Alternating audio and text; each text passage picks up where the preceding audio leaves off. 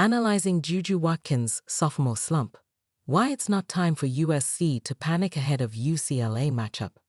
Watkins has struggled with shot selection at times, but she's still a dynamic scorer. JuJu Watkins has been going through a bit of a sophomore slump recently, and the timing is rough for USC. The Trojans are about to host No. 1 UCLA in their first Battle of Los Angeles as Big Ten opponents on Thursday. The Bruins are the last undefeated team in the nation, and USC would benefit from getting the best version of their star player in Watkins. Before diving deeper into Watkins' play, it's important to point out this is a slump in relation to the elite standards she has already set for herself. This also doesn't mean the Trojans don't have other key players to keep them competitive. Without further ado, here is a closer look at what is going on with Watkins. Identifying the inefficiency. Watkins is leading USC with 23.9 points per game, but she has not been efficient on offense in the past month, since scoring 35 points on an impressive 86.7% from the field in USC's 95-73 win over Penn State on January 12. Watkins has not shot above 40%. The Trojans suffered a shocking loss to Iowa on February 2 in a game in which Watkins scored her team's first field goal with 26 seconds remaining in the first quarter.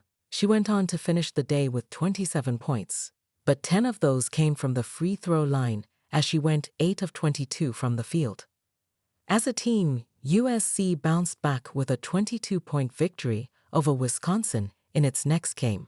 However, Watkins had her lowest scoring game of the season and second lowest of her career, with 14 points on 4 of 11 shooting, and she didn't notch a single assist. The struggles continued as Watkins started 0 for 11 in the next game against Ohio State. She eventually finished the day with 17 points, but had her worst field goal percentage of the season at 5 of 21 to 23.8%.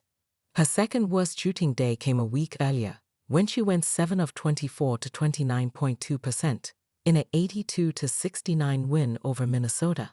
Shot selection an issue. Watkins struggles with shot selection, and some of that is because of the pressure opponents put on her. She made her name known in women's college basketball early in her freshman year, but teams have had more time to learn her game. Watkins is still the top player on opponents' scouting reports, which guarantees she'll face significant defensive pressure on a nightly basis. Yes, Watkins faced pressure last season, but expectations are much different for freshmen compared to sophomores, from both outsiders and themselves. However, Lindsay Gottlieb made a good point after the Ohio State game, saying this USC roster is different from last season's in that Watkins doesn't have to carry as much weight offensively as she did before. In 2023-24, Watkins averaged 27.1 points per game and broke the all-time freshman scoring record. That was the second-best scoring average in the nation behind Iowa legend Caitlin Clark. Even with her current slump, Watkins is not completely far off from where she was, as she is averaging 23.9 points per contest. The key difference now is she doesn't need to average 27 points. Stanford transfer Kiki Iriafen is a talented mid-range shooter and also gives USC a boost in the paint. She gives the team 18 points per game while making 51.5% of her shots. There is also freshman guard Kennedy Smith, who contributes 10.2 points per contest, despite a month-long absence earlier this season due to a surgical procedure. USC has 7 players who average more than 6 points per game. The game against Wisconsin was a good example of players stepping up around Watkins, as Avery Howell and Kaylee Heckel gave the Trojans a combined 24 points off the bench. It's not time to panic. Watkins is still very much going to be a key piece for the Trojans in March. Her whole season has not been a struggle, as she has registered 19 games with 20-plus points, including a 40-point game against California Baptist, in which she shot 66.7% from the field. In the biggest win of the season for USC, a 72-70 victory over UConn, Watkins registered 25 points on 56.3% shooting. Watkins had some impressive games as a freshman, including a 51-point performance. However, she was not the most efficient player even then, as she shot 40.1% as a freshman. Even with the sophomore slump, Watkins is still shooting better than that at 43%. While it might not be the flashiest way to score, Watkins also knows how to get points by getting to the free throw line. She is in the top 5 nationally, with a total of 151 made free throws. The Trojans are no. 9 in scoring offense with 83.2 points per game. But the reason their scoring margin is top 5 in the nation is because they also have solid defenders. Watkins is one of them thanks to her versatility and basketball IQ. USC Trojans JuJu Watkins. Kiki Iriafen chance to win top player in college basketball. USC Trojans sophomore guard JuJu Watkins and senior forward Kiki Iriafen have been named to Jersey Mike's Naismith Trophy Player of the Year mid-season watch list. Watkins of Iriafen could be the first player in program history to receive the award since Lisa Leslie in 1994. USC Trojans sophomore guard JuJu Watkins and senior forward Kiki Iriafen have been named to Jersey Mike's Naismith Trophy Player of the Year mid-season watch list. The award is presented annually to the top player in college basketball. Watkins or Iriafen could be the first player in program history to win college basketball's most prestigious award since Lisa Leslie in 1994. Former Iowa and current Indiana Fever guard Caitlin Clark received the honor the last 2 seasons.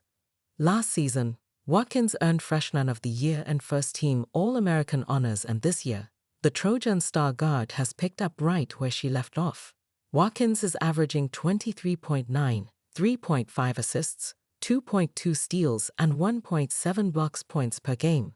The Los Angeles native has been named Big Ten Player of the Week 4 times this season and once received Jersey Mike's Naismith Player of the Week recognition. Watkins was also recently named to the shortlist for the Ann Myers Drysdale Shooting Guard of the Year award and the Naismith Defensive Player of the Year watchlist. She has the opportunity to be the first player to win the Ann Myers Drysdale in back-to-back seasons. Iriafen has been spectacular in her first season in the Cardinal and Gold. The Stanford grad transfer has reached double figures in 22 of the 23 games she has appeared in. The reigning Katrina McLean Power Forward of the Year award winner has made big strides under coach Lindsay Gottlieb. Iriafen has set new single-game career highs in 3-pointers made 2, free throws made 12, assists 6, blocks 3, and steals 3 already this season. She is on the shortlist for the McLean Award again this year. Or Bronny James goes viral for dunk performance in G League victory. Or 4-star recruit Xavier Griffin committed to USC Trojans or Georgia Bulldog flip. Or Chicago Bears Caleb Williams, Shane Waldron relationship drama? Film study report. Last week, ESPN's Michael Vopel published a mock draft that had the expansion Golden State Valkyries taking Iriafen with the No. 5 pick in the WNBA draft. The Los Angeles native would have the opportunity to return to the Bay Area where she played the past 3 seasons at. No. 6 USC is coming off a very impressive 84-59 win over No. 8 Ohio State at Gallon Center on Saturday, February 8. Iriafen grabbed a season-high 13 rebounds and scored 24 points. It was her 8th game of the season with 20-plus points. 3 Trojans recorded double-doubles in the victory over the weekend. First time that has happened in a game since 2009. The Trojans head into a highly anticipated showdown against their crosstown rival No. 1 ranked UCLA. The Bruins bring their perfect 23-0 record to the Gallon Center. Tip-off is slated for 7:00 p.m. Thursday, February 13. It will be first of 2 meetings between the 2 schools over the final 5 games of the regular season. I'm most excited about trying to take down the No. 1 team. Undefeated. They're having a great season, Iriafen said. I think it's super special that they're also our rivals. So there's like another trip on our shoulder. But I think it's super exciting. This is why I came back to LA for this big rivalry. This big game. I think especially with everything going on with the fire, this is a great time for the LA community to come together and watch some really great basketball.